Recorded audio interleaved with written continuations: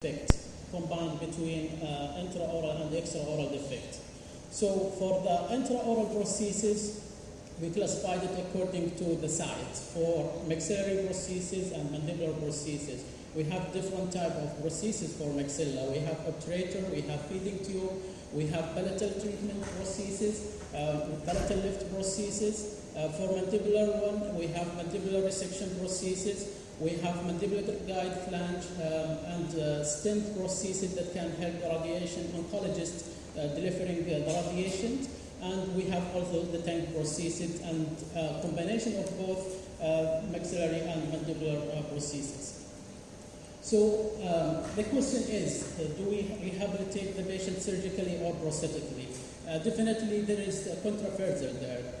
Not always and every case can be restored surgically, and there is some advantage and disadvantage of restoring the patient with prosthesis. The first thing is having open defect in the front of the surgeon's eyes is give him the ability to examine the defect and to follow the surgery sites if there is any recurrence. And usually what we have to face with flap reconstruction and hard structures or metal defects that can sometimes obstruct the starting of initial stage of tumor. So having the site, it's open, it makes it easy to diagnose. Bulky flap, sometimes it's make it difficult for patient function. For example, patient swallowing, patient speech, it can get affected by the rechanging the palatal contour. And it's always easy to contour the palatal defect with prosthesis because it can be easily adjusted. So I'm going to speak briefly about that because Dr. Claude, I think she covered part of that. For the surgical obturators, we have three different surgical, for the maxillary obturator, we have three different designs. We have the surgical obturators, we have the intermediate, and we have the definitive obturator. For surgical obturator, usually it serves the patient immediately after the surgical resections, and that probably it stays in the patient's mouth for about a week or 2 weeks, and it gives the patient smooth transition post-surgical resection, so the patient will not feel there is big hole or big gap in his mouth after the resection. So usually there is a lot of preparations of the patient before starting to go or before going to the surgery. We have to meet the patient, explain for him what's going to be the situation after the surgery, and kind of give the patient some idea to reduce the psychological effect on the patient post-surgical trauma. So for the surgical obturator process fabrications, usually we make impressions, and usually we make it 2 impressions, or we can duplicate the casts to fabricate the immediate surgical obturator, and also to have the second cast to be used for intermediate obturator. We sit with the surgeons and we discuss the case, where is going to be the site of the resection. Usually we like to be shy from the surgical site resections to be easy to manipulate and add to it on the surgery day, because always it's hard to remove and make it more messy, non-clean surgical site when we compare it with adding the defect with some relining material. So that's explaining the process of fabricating the surgical obturator. Usually we can fix the obturator by 2 ways. The first way is by having a screw that will stabilize the obturator in the middle of the palate. If we have remaining teeth, usually we can utilize the remaining teeth by using ortho wires to splint our surgical obturator. Here's some clinical case showing how we are using the surgical defect obturator, and that's it's squamous cell carcinoma on the upper right side. That's the photo for the case after the resection, and here it's showing our surgical obturator before the relining. So you can see the amount of the deficiency there, and we need to build that out of relining material. After that, it's placement of some biosynthetic material to improve the quality of the mucosa after the resection.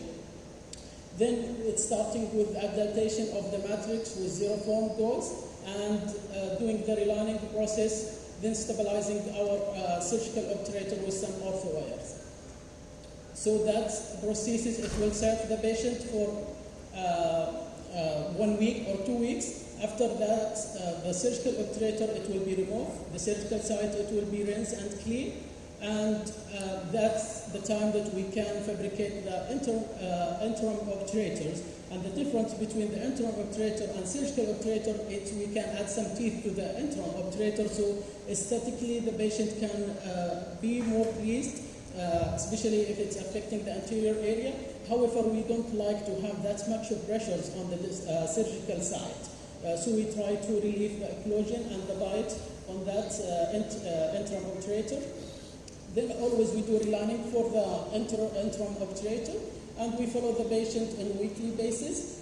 Some patients, they need relining every week. Some patients, they need relining every 2 weeks. It depends on the case situation and the clinical examination at that time. So you can see here, this is the healing side after 3 weeks, nicely healed. The tissue still is not completely mature. It will need continuous follow-up. Sometimes it takes up to 3 months, sometimes it takes to 6 months to have completely stability of the healing tissue. Then we can move to the stage of the definitive obturator.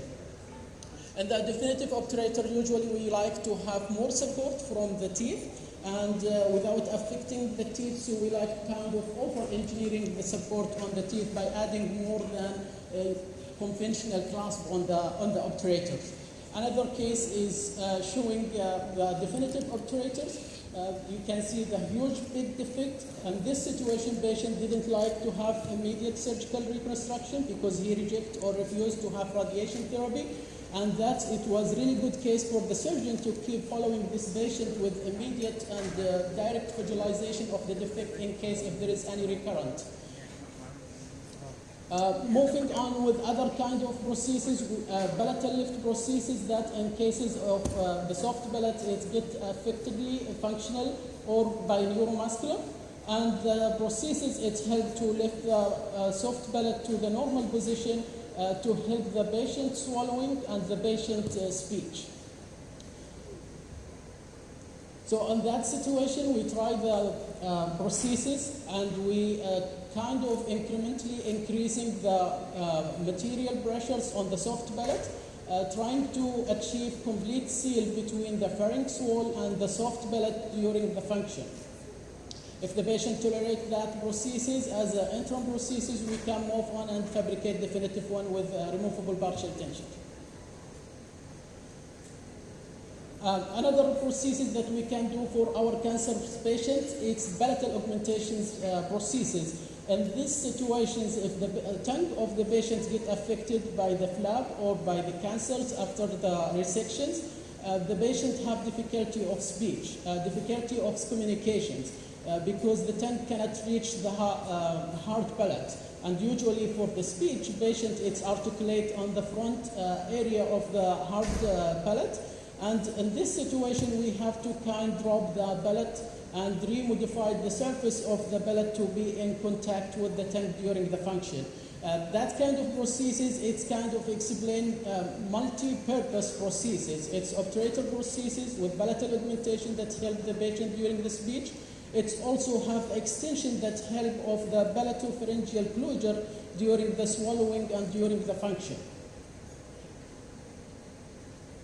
So more photo for the patient situations. You can see the patient function of the tongue is just on the right side. There is very bulky flap that will restrict the tongue movement on the left side. That's what going to make us to build the palatal surface on the left side, trying to achieve